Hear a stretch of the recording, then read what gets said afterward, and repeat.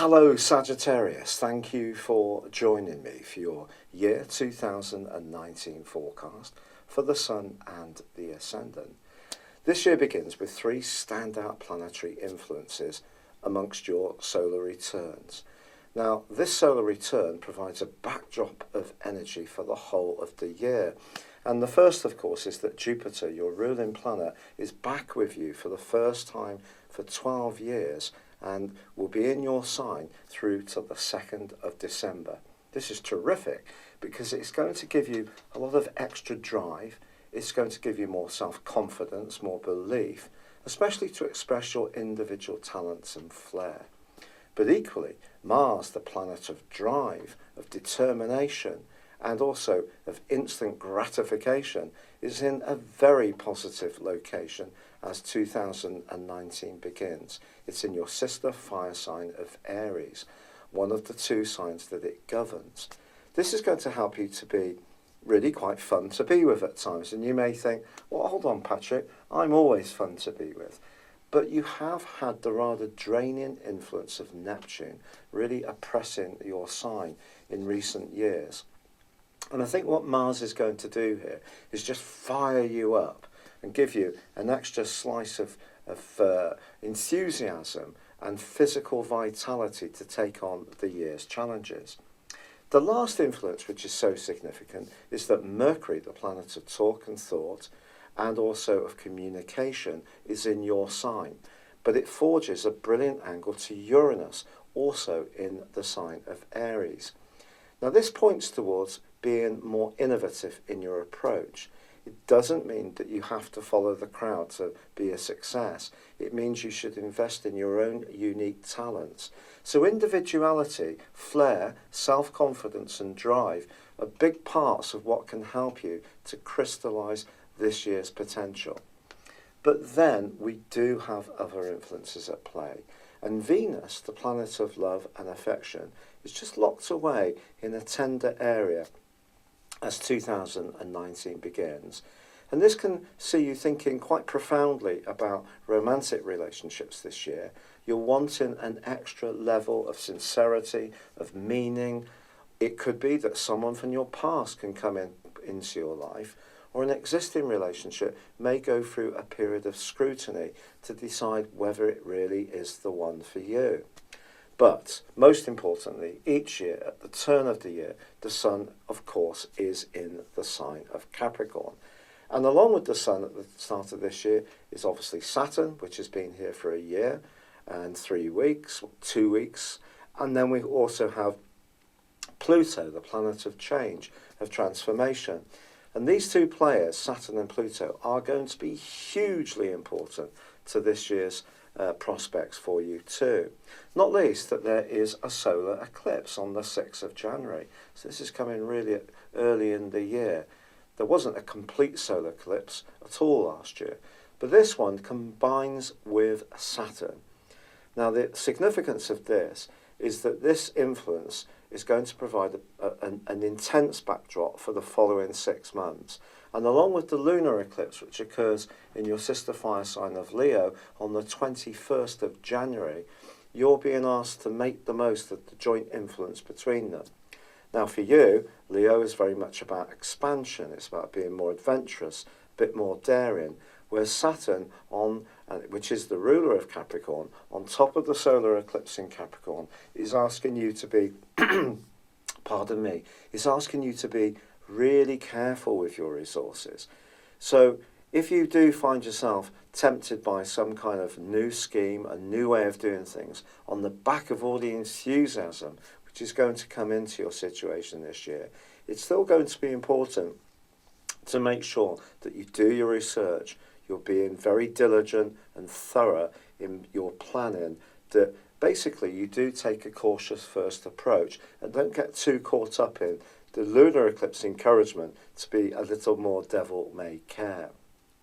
Now, fortunately, Venus is going to move into your sign early in January, and I do feel by the time the Sun enters Aquarius on the 20th, you are going to start to feel a pickup in the pace of life and how things are shaping up.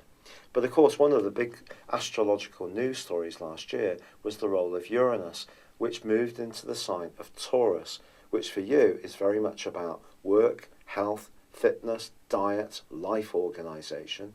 And Uranus is the planet of innovation. It's also the planet of freedom. It's also the planet of rebellion. Now, it then reversed back into Aries, where it's going to be through to the 5th of March this year. Now, last year, it was in a bit of a quarrel with Mars, and the Mars-Uranus square really went on from May through till the early part of November, all bar a month.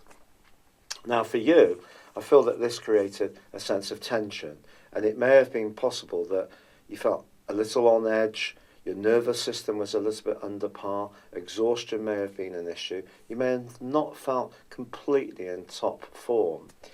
But Uranus is going to move into Taurus on the 6th of March this year, where it's going to be for 7 whole years. So I think at the end of that 7-year period, it's almost certain that the way you work and live and the way you're organised is going to go through a huge transformation. A lot of new ideas are going to come in, but that's food and water for you because you're always open-minded to new approaches. This is one of the wonderful things about your sign. You're very progressive, and because you're very fluid, which comes through your mutability, the quality which guides your sign, I think that you can use Uranus, pardon me, to great effect.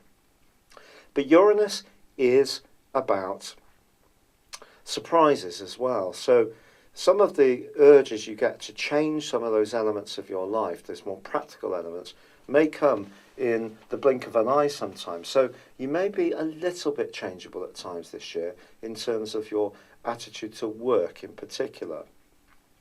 Now, Jupiter is going to slam on the brakes on the 10th of April and go into a 4-month retrograde. It's not saying that you're going to go through a period of bad luck during that time. It's just saying that Jupiter provides us with opportunities. Some people think that Jupiter is so lucky we can just sit back and wait for them to fall into our lap. We simply can't. We have to be proactive. And during this 4-month period, you may have to fight a little harder for whatever it is that's really inspiring you. But from the 6th of April through to the end of June, Saturn and Pluto are conjunct in your 2nd solar house. This is probably one of the most profound astrological connections you can get. Saturn's about structure, it's about discipline, but it is about obstacles, it is about restriction, whereas Pluto is about change. Now, the change can sometimes be change that we're really embracing, sometimes we can be resistant to it. It depends on our unique circumstances or our own personal mindset. But across those periods of weeks, from the 6th through to the end of June, I do feel that your attitude to money, money making, your core values, the basic foundations of security in your situation could go through a terrific change. This change can be very, very positive, but it probably won't be without some growing pains, because it may mean that you have to give something up in order to embrace something new and better. However, by the 3rd of July, you get a wonderful opportunity on the back of the solar eclipse in Cancer to really make a difference to your finances in the second half of this year. Now, this could come through some kind of joint enterprise, for example, in a business partnership, a romantic tie. It may be that you're going to gain from inheritance or some kind of saving or insurance plan that you've been contributing to for some while. But the last half of this year could see you doing very, very well around a creative project, perhaps linked to business, or you being more enterprising. But the lunar eclipse of the 16th of July is going to be connecting with Pluto in the sign of Capricorn. In fact, we have 3 eclipses in Capricorn this year, which is quite extraordinary. So the basic energies of Capricorn, which is hard work, diligence, being very applied in whatever we do, if you take that attitude to all that creative energy which floods in at the start of the year, if you apply yourself, you put the perspiration in on top of the undoubtable talent you already have, things can really pay off for you this year. But I think also what this lunar eclipse is saying mid-July is, how does it feel? If something feels right for you in terms of some kind of commitment, deep commitment or connection, the chances are you're going to become even more committed. If you're not quite so sure, remember 8th house energy is very platonic, very scorpionic. It can be about letting go of things which are no longer relevant for us. Now, the last half of this year, I think the standout moment for me really occurs at the start of November, when you have Venus return into your sign. Remember, at the start of the year, Venus was in a bit of an introspective location.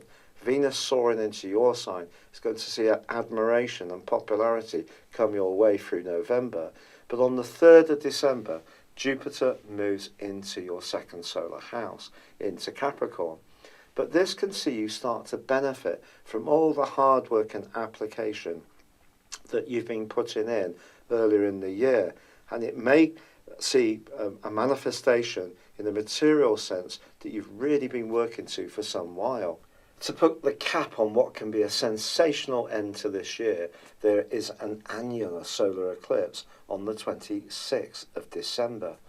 This is going to feed into all that energy which has been motivating you all year to see a material return, tangible results for all your hard work, creativity and talent. And together with Jupiter moving into this location, this eclipse also links with Pluto. So you can see that Pluto and Saturn are going to be very important to your life journey this year. But going back to the start of this year, remember that solar return. It's all about enterprise. It's about flair. It's about you expressing your individuality. You just need to package it in a way which gives you those solid results. And that means really concentrating on those talents, being serious about them, beavering away, even if it does mean burning the midnight oil at times. By the end of this year, your resources can really be developing in a very positive way. I'd love it if you would like to order your personal 12-month forecast for year 2019. You'll get 12 months from the time of order, so if it's halfway through February, you'll get the reports of the following February. Please see the link below. It's based on your time, date and place of birth. But for now, please like or comment on this video or subscribe to this channel. My apologies for my sore throat. Good luck and goodbye.